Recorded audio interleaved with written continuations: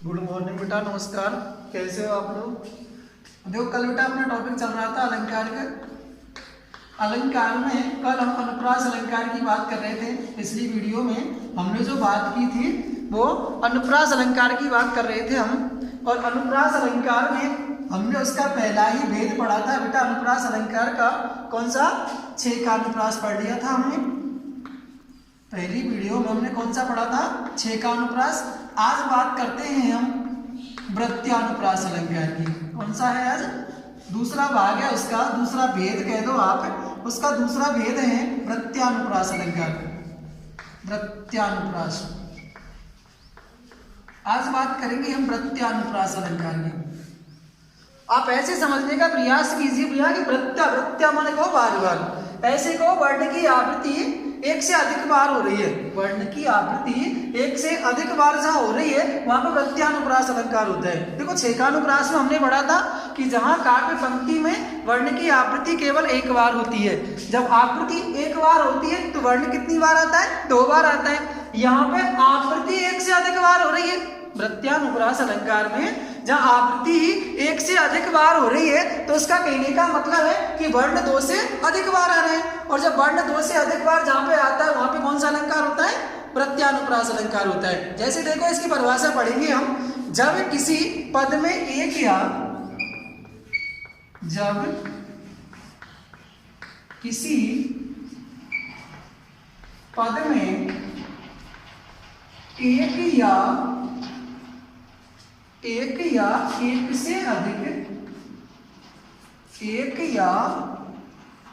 से अधिक जब किसी पद में एक या एक से अधिक बार वर्ण की आवृत्ति होती है, वर्ण की आवृत्ति होती है तो वहां वृत्त्यानुप्रास होता है। तो वहां वृत्त्यानुप्रास होता है।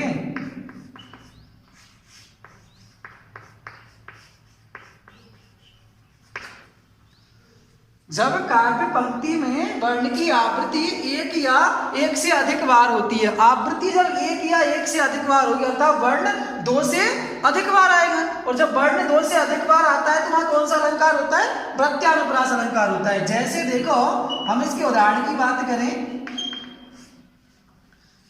परिभाषा देखो बार बार मैं आपको दोहरा रहा हूं। जहां काव्य पंक्ति में कोई वर्ण या जब किसी पद में एक या एक से अधिक बार वर्ण की आवृत्ति होती है तो वहां पे कौन सा अलंकार होता है? वृत्त्यानुप्रास अलंकार होता है। जैसे देखो वृत्त्यानुप्रास के उदाहरण की हम बात करें तो देखो भगवान, मैंने आपको पहले भी उदाहरण बताया है। भगवान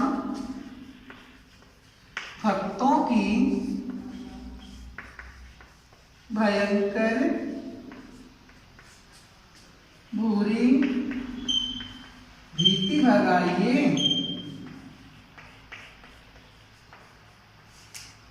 भगवान भक्तों की भयंकर बुरी भीति भगाइए। परिभाषा हमारी क्या कह रही है? जब किसी पद में एक या एक से अधिक बार वर्ण की आवृत्ति होती है वहां पे कौन सा होता है? वृत्त्यानुप्रास। अब देखो इसमें वैवर्ण की आवृत्ति जो है वो क्रम से हो रही है। वैवर्ण की आवृत्ति क्रम से एक से अधिक बार हो रही है। भाई आवृत्ति एक से अधिक बार हुई है और जब आवृत्ति एक से अधिक बार होती है तो वहां पे कौन सा अलंकार होता है? वृत्त्यानुप्रास अलंकार होता है। ऐसी ये परिभाषा बता रही है कि जहां एक से अधिक बार आवृत्ति, तो देखो वैवर्ण की आवृत्ति यहाँ पे एक से अधिक बार हुई है इसलिए वहां पे कौन सा अलंकार होगा? वृत्त्यानुप्रास अलंकार होगा। कौन सा होगा? वृत्त्यानुप्रास अलंकार होगा। जैसे देखो दूसरा उदाहरण देखो आप।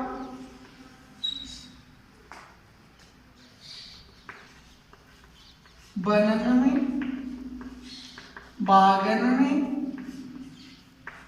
बेलन में, नवेलन में,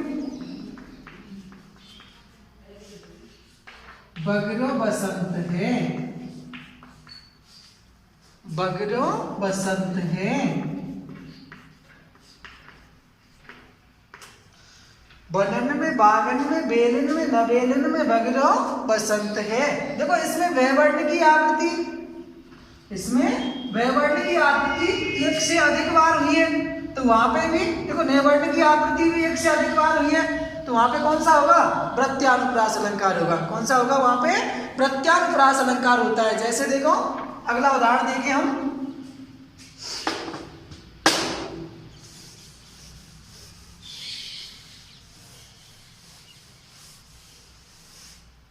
रघुनंद कंद आनंद कंद कौशल चंद दशरथ नंदनम, आपने पढ़ा है। रघुनंद आनंद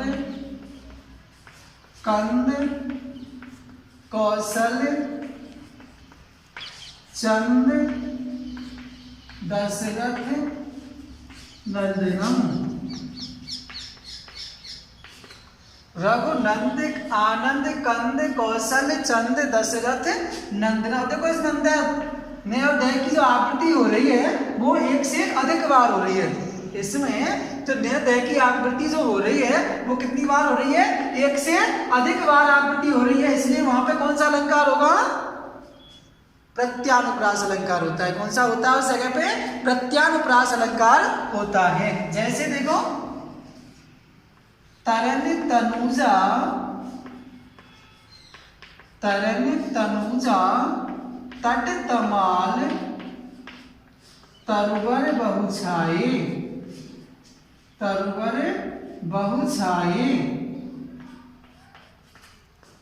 और देखो इसमें तय वर्ण की जो आवृत्ति है वो एक से अधिक बार हुई है पंक्ति में, अर्थात जब पद में किसी वर्ण की आवृत्ति एक से अधिक बार होती है वहां पे कौन सा होता है? प्रत्यानुप्रास अलंकार होता है। तो यहाँ पे देखो प्रत्यानुप्रास अलंकार को उदाहरण पढ़ रही है, तय वर्ण की आवृत्ति एक से अधिक बार हुई है, और जब आवृत्ति एक से अधिक बार हुई है तो कौन सा बन गया? ये प्रत्यानुप्रास अलंकार है। कौन सा है? प्रत्यानुप्रास अलंकार होता है जब किसी पद में वर्ण की आवृत्ति एक या एक से अधिक बार होती है, वहां पे कौन सा होता है? प्रत्यानुप्रास अलंकार होता है। जैसे देखो भव्य भावों में, भव्य भावों में भयानक भावना भरना नहीं, भव्य भावों में भयानक भावना भरना नहीं। देखो इसमें भी भय वर्ण की जो आवृत्ति हुई है वो एक से अधिक बार हुई है। इस पंक्ति में भय वर्ण की जो आवृत्ति है वो भी एक से अधिक बार हुई है, इसलिए यहाँ पे कौन सा अलंकार होगा?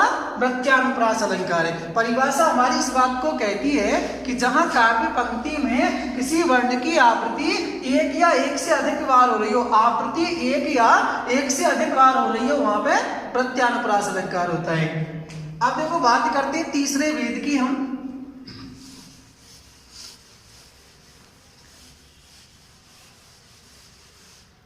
तीसरा वेद आता है श्रुत्यानुप्रास अलंकार। श्रुत्यानुप्रास अलंकार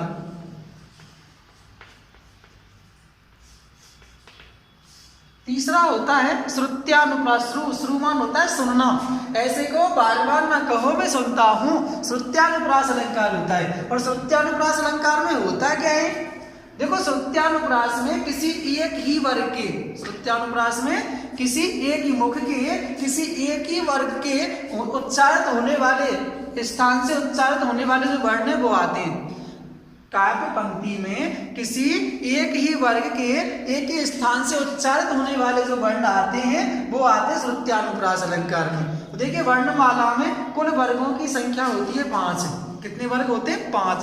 क वर्ग, च वर्ग, ट वर्ग, त वर्ग और प वर्ग।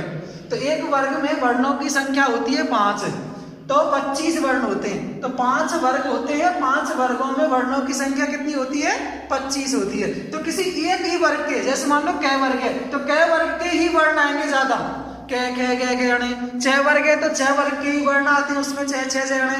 ट वर्ग है तो ट वर्ग के ही वर्ण आते हैं, ट ठ गणे। त वर्ग है तो त वर्ग के ही वर्ण आते हैं, त थ गणे। तो किसी एक ही वर्ग के, किसी एक ही वर्ग के एक से अधिक वर्ण जहाँ पे आते हो वहां पे होता है श्रुत्यानुप्रास अलंकार होता है। काव्य पंक्ति में जब परिभाषा पढ़ेंगे इसकी हम, काव्य पंक्ति में काव्य पंक्ति में जब मुख, काव्य पंक्ति में जब मुख के एक ही स्थान, मुख के एक ही स्थान, मुख के एक ही स्थान से उच्चारित, मुख के एक ही स्थान से उच्चारित होने वाले, उच्चारित होने वाले वर्णों, एक ही स्थान से उच्चारित होने वाले वर्णों की आवृत्ति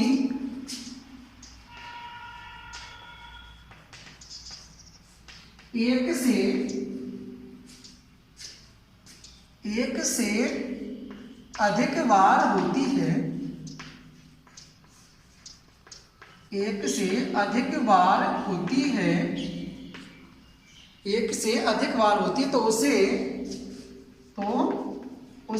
श्रुत्यानुप्रास कहते हैं, तो उसे श्रुत्यानुप्रास कहते हैं। किसी एक ही वर्ग के, किसी एक ही वर्ग के वर्ण आने चाहिए, किसी एक ही वर्ग के वर्ण आने चाहिए, जो जिनकी आप एक ही वर्ग के वर्ण क्या आने चाहिए, ऐसे जैसे देखो दिनांत समीप था, थे दिन नाथ डूबते, थे दिन नाथ डूबते, सधेनु आते,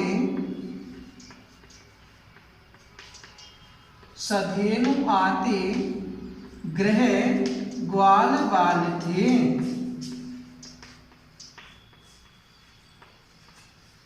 दिनांत समीप था, थे दिन नाथ डूबते, सधेनु आते, गृह ग्वाल बाल थे। अब देखो इसमें एक ही वर्ग के वर्ण, इसके किसी एक ही वर्ग के वर्ण, देखो कै वर्ग, च वर्ग, ट वर्ग और तय वर्ग। संस्कृत में हमने पढ़ा है विसर्जनीय नाम कंठा, इचु यशा नाम तालु, ऋतु रसा नाम मूर्ता, उपपद्याव नाम गोष्ठव, ऋतु रसा नाम दंता, ऋतु लसा नाम दंता, हमने संस्कृत में पढ़े हैं 5 सूत्र। तो देखो ऋतु लसा नाम दंता, तय जो वर्ग होता है, तय वर्ग में कौन कौन से वर्ण आते हैं, ली, तय, थे, दे, ध, ने, ये कौन से वर्ग में आते हैं, तय वर्ग में आते हैं। अब देखो इसमें तय वर्ग के वर्ण चल रहे हैं सारे, कौन से चल रहे हैं, तय वर्ग के वर्ण। देखो सबसे ज्यादा कौन सा वर्ग आ रहा है, तय वर्ग के वर्ण चल रहे हैं सबसे ज्यादा। देखो एक ही वर्ग चल रहा है, कौन से वर्ग के वर्ण चल रहे हैं इसमें, सब तय वर्ग के वर्ण चल रहे हैं सबसे ज्यादा। तो किसी एक ही वर्ग के वर्ण, किसी एक ही वर्ग के वर्ण आने चाहिए बार बार, किसी एक ही वर्ग के वर्ण बार बार आने चाहिए, तो वहां पे कौन सा होगा, श्रुत्यानुप्रास अलंकार होता है। किसी एक ही वर्ग के वर्ण जब सबसे ज्यादा आते हैं, अनेक वर्णों की आवृत्ति हो रही है एक से बार ज्यादा, तो वहां पे कौन सा होगा, श्रुत्यानुप्रास अलंकार होता है। तो देखो इसमें तय वर्ग चल रहा है, कौन सा है, सिर्फ तय वर्ग के ही वर्ण चल रहे हैं, तय, थे, दे, धे, न, री, ये सब कौन से वर्ग के वर्ण है, तय वर्ग के वर्ण है। इसलिए यहाँ पे कौन सा होगा, श्रुत्यानुप्रास अलंकार होता है। जैसे देखो निसी वासर सात रसातल लो, निसी वासर, निसी वासर,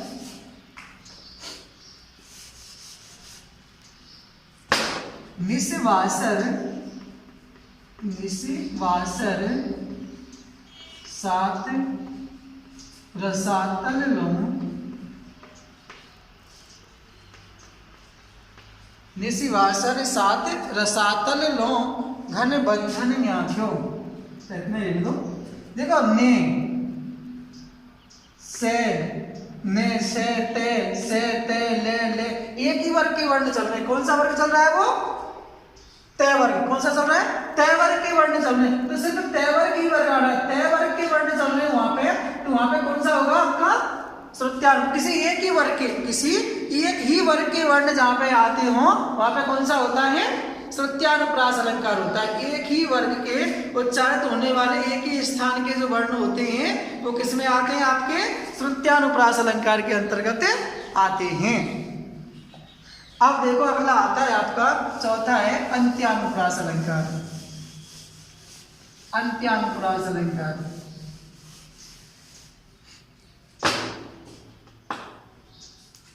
अंत्यानुप्रास अलंकार आता है चौथा।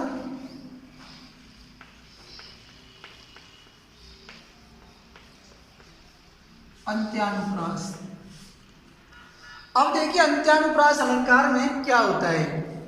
देखो अंत्यानुप्रास जो अलंकार है अपना, अंत्यानुप्रास अलंकार में क्या होता है, छंद के चरणों के अंत में, छंद के चरणों के अंत में तुक या समानता मिलती है। छंद के चरणों के अंत में तुक या समानता जहां मिलती है वहां पे अंत्यानुप्रास अलंकार। अंत आरंभ, अंत्यारंभ, अंत अंत में, छंद के चरणों के अंत में जहां समानता तुक मिल रही है वो अंत्यानुप्रास अलंकार होता है। जैसे देखो पहले इसकी परिभाषा पढ़ते हैं। छंद के चरणों के अंत में,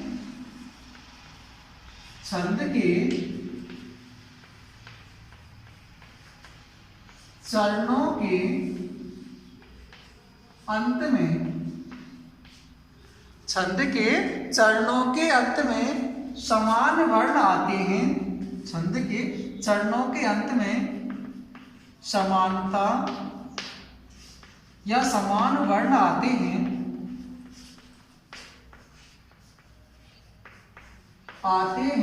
वहां अंत्यानुप्रास होता है,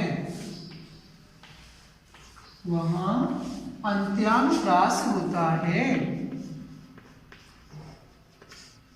छंद के चरणों के अंत में समान वर्ण आते हैं, छंद के चरणों के अंत में समानता या समान वर्ण आते हैं, वहां पे अंत्यानुप्रास अलंकार होता है। चाहे अंत में तुक मिल जाती है वहां पे भी क्या है, क्या होते हैं, अंत्यानुप्रास अलंकार होता है। जैसे देखो, देखो अपना दोहा होता है, चौपाई होती है, ये सब अंत्यानुप्रास अलंकार में होते हैं। जैसे देखो रामदूत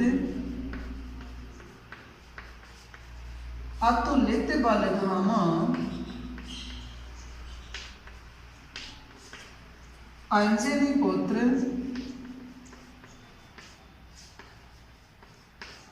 पवन सुत नामा।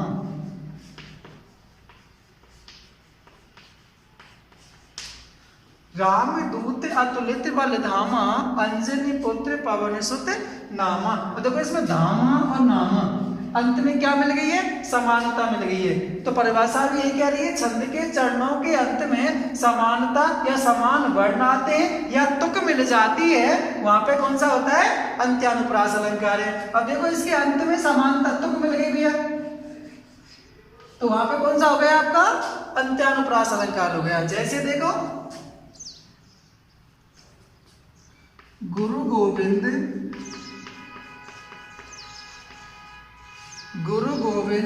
दोऊ खड़े काके लागू पाए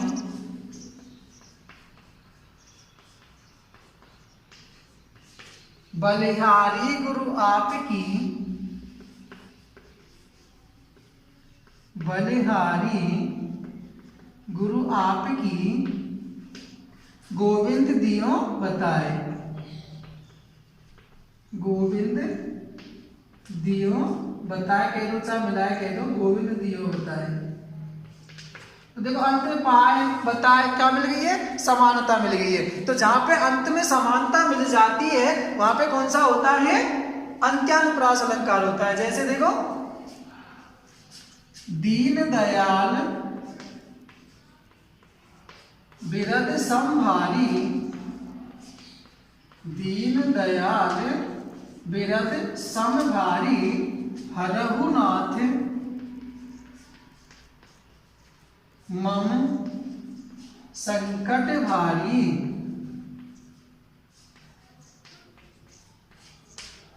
दीन दयाल बिरद संभारी हरहुनाथ मम संकट भारी। तो देखो अंत में संभारी भारी समानता मिल गई, और जहां पे समानता हम पढ़ रहे हैं परिभाषा, जहां पे समानता मिल जाती है, तुक मिल जाती है, आप ऐसे भी कह सकते हो समानता या समान वर्ण, या तुम लोग तुक भी लिख सकते हो आप, इसमें तुक भी मिल जाती है जहां पे, वहां पे कौन सा होता है, अंत्यानुप्रास अलंकार होता है। तो देखो इसमें तुक भी मिल रही है, समानता भी मिल रही है, समान वर्ण भी आ जाते हैं, वहां पे कौन सा होगा, अंत्यानुप्रास अलंकार होता है। देखो अपने सिलेबस में 4 प्रकार के ही दे रखे हैं छेकानुप्रास, प्रत्यानुप्रास, श्रुत्यानुप्रास, अंत्यानुप्रास। एक लाटानुप्रास भी होता है, मैं आपको बताना चाह रहा हूँ। लाटानुप्रास भी होता है, एक अंत्यारंभ भी होता है।